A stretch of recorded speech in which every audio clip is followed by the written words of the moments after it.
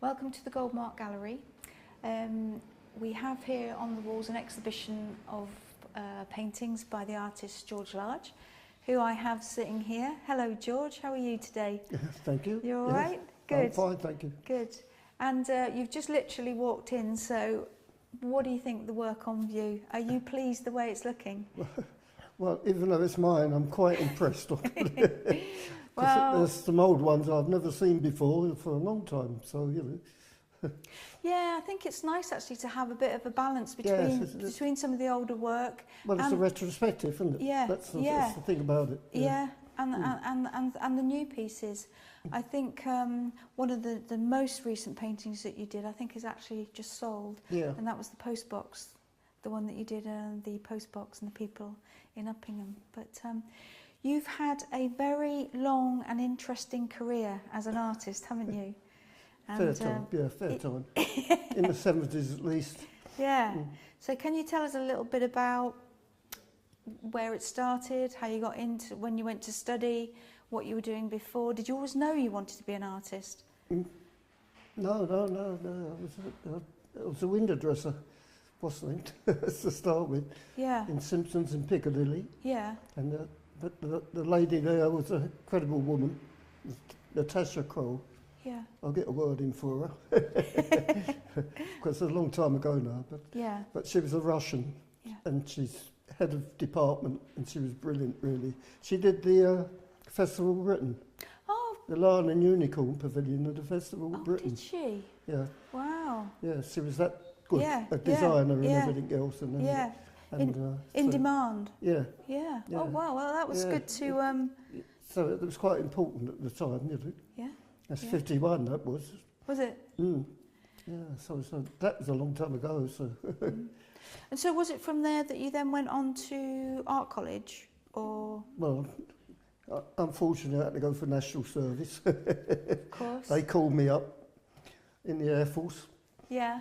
Yes. Yeah. Not quite bomber command. I say, were you flying? Did you have your own plane? No. I tried to get into what's then back reading. Oh, yeah. They wouldn't let me go in there. I finished up the mechanic on the Air Force, so. Oh, did you? Nothing to do with flying, but yeah. Yeah. Yeah, but it was good. Yeah. Anyway. Yeah. Everything, experience is important in life. Everything. So you know. Yeah. So even the Air Force must be in here somewhere. Well, that's it, isn't it? Yeah. It's people at work. Yeah. You know, in working situations and lots of different. Yeah. You know, we've got like the Thatchers. Yeah. We've got the car mechanics. I mean, these are sort of physical. That's a mechanic up there. Yeah. So you know. So. I mean, these are all sort of hands-on physical jobs, aren't they? Yeah, of course. So you being part of that, obviously, you know. Everything's intertwined. It's all. Yeah. Whether we like it or not, I think. Yeah. Mm. And then you went on. Then you went to art school, didn't you? Yeah. Sorry. You went to art school after the national service? Yes, of course. Yeah. I had to go back to where I worked originally for a year. Yeah. Then I went to art school, Hornsey College of Art. Yeah. Crouch End. Yeah. Funny, the other two people there. Well, there was a lot of people there with me, but the Kinks were there. Really? Pete and Ray Davis. It's immaterial, but I thought I meant. Brilliant. Yeah. You should have. Did they buy you work? No. Right. So that's intermediate and the national diploma I did. Yeah. And that was all right. Passed them. Then I went on to do a teaching diploma. Yeah. Which is extra. So it's for 5 years, I was told, without the teaching diploma. Yeah. Then I started teaching. Yeah. Mm-hmm. I think you would have been an excellent teacher, George, because I went last night. I had a look through the film that we did those years ago, and the way you put a composition together, I think it's so interesting. And I think if you were sort of teaching that way of working to your students, I mean, it would have been fantastic to learn like that, because you record in your sketchbooks so many people doing lots of different things, but you don't just then go back and make that painting. Yeah. You take all of those elements and then you start to make your own painting. I mean, the composition is all yours. It doesn't exist until it all works out from drawings. Yeah. And the drawings take ages. I might have a builder. Yeah. And that builder becomes a picture, and it grows and it grows, and it's and eventually it's 2 builders, 3 builders. Yeah. Then a bit of a building, then there's a bit of scaffolding, and eventually it's so complicated because they're all bits and pieces entwined. Yeah. And not only the complicated, I've got lines all over my pictures. If you look, they're all structurally worked out. Yeah. So there's lines leading to line. I tend to go from, I always say, you read a picture the same as a book, from left to right. Yeah. So every one of my pictures, there's a line coming in from the left somewhere, and it's all, so that you follow through with your eye and everything. Then once I've got that worked out, and I've got to stop the other end so it don't go off the edge of the picture to the other end. So, so they're quite complicated. Yeah. And then you've got the colour on top of that. The colour's completely different. So they're either harmonies or disharmonies, whichever way I do. Yeah, because in the film, you did actually mention that you worked with a palette that was quite simple. And you mixed your own. Yeah. You know, you had a sort of a block of a standard sort of block of colours that you made your colours from. Yeah. And you also said, which I thought was quite interesting, you don't use local colour. You don't rely on local colour. No. You know, you make the colours that you want in the picture as well. I usually limit the colour if you have a look. That's fairly limited. But you know, if you take sort of a few colours over there, but there's usually a colour that goes bang opposite, and I'll throw it all into pieces, you know, like that orange on that picture and things like that, and sort of. Yeah. And again, I think yellow on that one. Yeah. Yeah, that helps you kind of when you're looking at the picture too. It helps you move around it as well, doesn't it? Yeah. Yeah. Yeah. So, with painting, what do you prefer then? Is it watercolours or oils, or do you like them both? Well, I don't mind at all. Yeah. But it's. Watercolours are more sort of, you can't alter them. So you've got to be more direct, and I've got to know what I'm doing. Yeah. And so I tend to work it out all beforehand. Yeah. And but you can sort of paint over it completely and start again. And you can. Yeah. So sort of, how long would it take you to paint one of your watercolours? Roughly? Well, obviously, it's a full imperial. Because you work every day, don't you? Yeah, it's a practice. I've been working before I come in here. Yeah. I won't tell you what it is. I'll never tell the wife. She's, well, why don't they tell me? You know, I'll say, no, I'm not going to do it. And I'll bring it down. I didn't expect that. So it's all the time like that. Yeah. But because they're done from a little sketchbook about that size. Yeah. Well, it's not really a sketchbook. Well, you've seen one of my sketchbooks. Yeah, I have, yeah. But I've got a rough old sketchbook at the moment. I'm just doing scribbles in it. Yeah. And once I think the scribble's going to work, I'll start scribbling it up. And they're all squared up. Yeah. It's quite old-fashioned, really. If you see Stanley Spencer's paintings or any others, he does squares all over. And a few artists still do it. Yeah. It's an old-fashioned way of doing it, but I do it. I do it corner to corner, and I don't square, but I diagonal. Yeah. And I'll do that, then because I can transfer that tiny drawing, which is that size, into that size, and once I've done that, then I've got to think about the colour, but it's probably the first colour I put on. Yeah, if it's blue, it tends to be a blue picture. Okay, all right, okay. But, you know, and you get purples in there, and violets, the range, and other colours going in with it, a little bit of brown and a little bit, and Yeah. So you just mentioned Stanley Spencer. Yeah. Because you're a massive Stanley Spencer fan, aren't you? Yes, I am afraid. He's like your hero, isn't he? Yes, I wrote my first thesis on him at Hornsey. Yeah. That's what it was. Yeah. I saw him in 1959. I met him. Tell us that story, George, because it's lovely. Yeah. Well, I can't remember now, but roughly. It's with his pram and everything in Cookham. Yeah. Yeah, and it's sort of. Well, I saw him and sort of was then.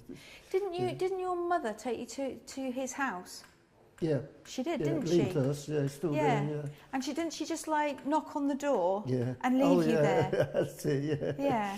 And push me, she disappeared and pushed me. I know, yeah. And then didn't you sort of have a short conversation with him, but the next day then you went, you met him, didn't you? Because he was outside drawing and or painting. And it's the year he died. He died at the end of that year, 59. Just caught him, I did. Yeah. Brilliant. Well, I mean, fantastic for you to sort of... I've been to 2 or 3. William Roberts, funny enough, I'm a bit like him. I've been in William Roberts' house with Sarah. We saw Sarah and saw what they had tea with her and everything else. Yeah. And in Malta, we knew Passmore quite well. And it's strange, I'm nothing like Passmore, but... he invited us to tea. It's in a village called Guja in Malta. His house was. Yeah. And Wendy Passmore, she was there as well. And you walked through his house into he had a swimming pool in the garden. Oh, lovely. And there's a walled garden. Yeah.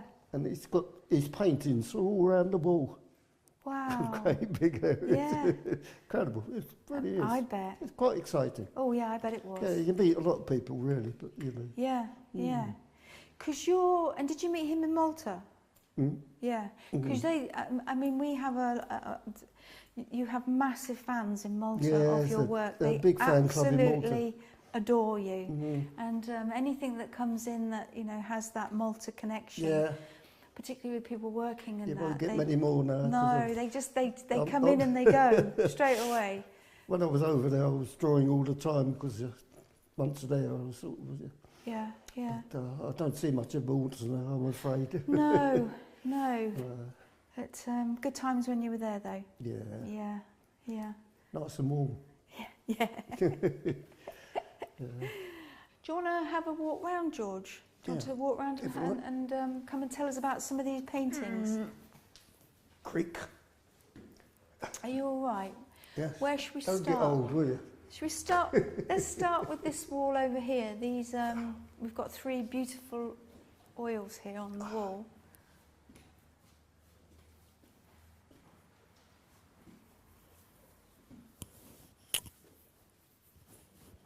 Bit like Ruskin's spear here.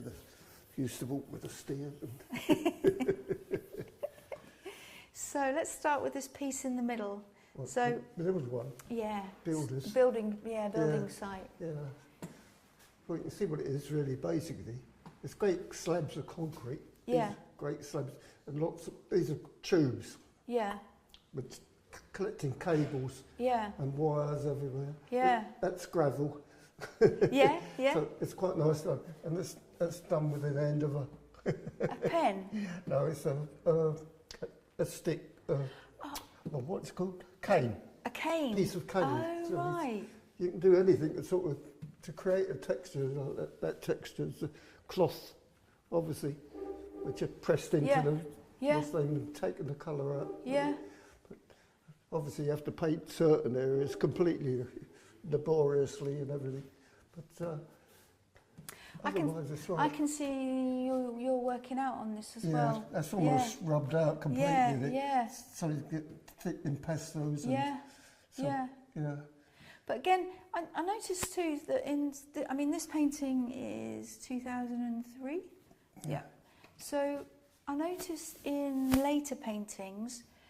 This one you've got, the figures are smaller and they're not right at the front so much, and you've got a lot of the detail of the place where they are, like the building site. But I've noticed that in the more recent watercolours, the figures are well at the front and they are taking over. They've become much more powerful. Yeah, I've usually have a figure right bang in the middle, funny enough, and taper off that way and that way. Yeah. So. Yeah.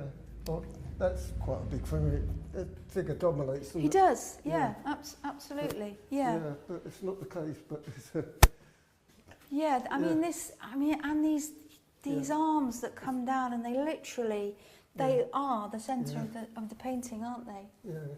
Yeah. But did you do that? Is that? It's maybe a stupid question to ask, but is that just sort of like you just developing it's it more. still basically the same if you look really, isn't it? Because it's still got the great big plain areas all the way around, and there's still that bit in the middle that's in that painting down there. Yeah. It's usually a bit up the middle. That there's a disc in that case. Yeah. Yeah. Well, there's a lead in the middle usually, which is that clock, and that works quite well.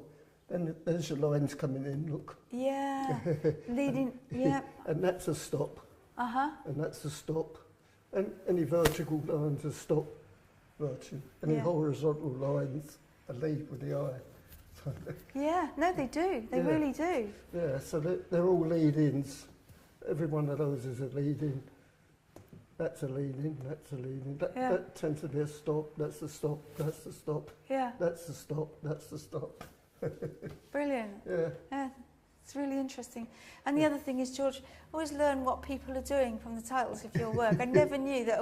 It's just a watch repairer, isn't it? Yeah. I never knew that's what they were called. Well, I can't spell it, but... Neither can I, George. I'm terrible at spelling. Yeah. So, any other paintings that we've got here that you want to say something about? No, they should speak for themselves, really. I think they do. Well, they do. They should do. They do. That's what it's all about, isn't it? Yeah. No point in painting a painting that doesn't sort of say something to you, is there? Yeah. No. You know? No. Yeah. And they do. There's a lot. You know, they're interesting. The things that you find in them. I mean, they're a little bit like, you know, this when artists have to record the times. Oh, what's it called? Can't think of what it's called. They asked, I think, Julian Trevelyan to do it years and years and years ago. Yeah. It was recording what was happening at the time socially through pictures, and it's got a name, and it's something. I think you've been doing the same quietly in your paintings and that. You know, with people at work and the places they're working. They will be completely different in. How many years' time? Oh, I don't know. Yeah, because it make you wonder, will we still have Thatchers? You know, will that... yes, absolutely. Will that still be nothing happening? to do with computers, haven't they? No, good. Don't. Leave them alone. I don't know nothing to do with computers. No, stay away from computers. There's not much of atomic or anything else, or they're very simple jobs, basically. So it's pretty mundane, isn't it? It's mundane and sort of, but it's... the everyday, but it's... treated it different to make it more than mundane. Absolutely. No, you have, and you've watched the people at work, and and you haven't just... like I said to you before, you've made that, them doing their work into your own paintings, and they're very special, George. That's an unusual one up there, the gymnasts. Which one? This one. I was surprised when I saw this one. On the stairs? Yeah. It is an odd one, isn't it? It is. It is. It's what's the date on that one? Oh, is it piggyback? 1994. Is it piggyback? No, gymnasts. Who? Gymnasts. Oh, gymnasts. Yeah. Oh. So that was before you came to Uppingham, wasn't it? It's a bit sort of, because I did like Minton once. Well, I still like Minton. Yeah. And he painted sort of heads of that shape. Yeah. You get influence, you do. And the sort of this shape rather than that. Yes, they are. Yeah, my heads are like that now. No, I thought that was a really interesting piece, actually. Very nice. Yeah, but it's a bit like that one as well, isn't it? It's sort of, it's accumulation of your bodies. Yeah, yes. Yeah. So they're not doing anything really, but it's the bodies that are doing all the work.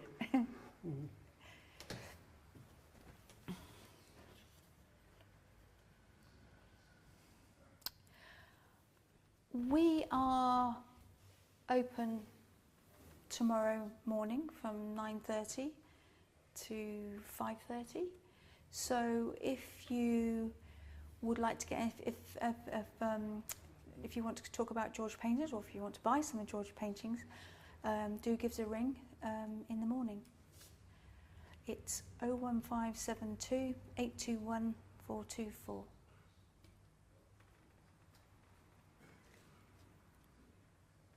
Okay, George, so I am going to say thank you so much for coming up. Oh, no trouble. And it's always a pleasure to talk to you. No trouble. The paintings look fantastic. Well done. I'm pleased. Yeah, it's a great show. Yeah. And we've done a nice catalogue for you as well. They're not short of colour, are they? No, they're not short of colour at all. No, it's a pleasure to have them actually. Yeah. They're vibrant, and people, as I say, we've had a few people in already as we're putting them up, and lots of just fascinated. I think people are by what you depict and how you work, and like you say, all the beautiful colours in them. Okay, so yes, we have a catalogue which you make sure you take one home with you. Yeah. Okay, thank you, George. Pleasure.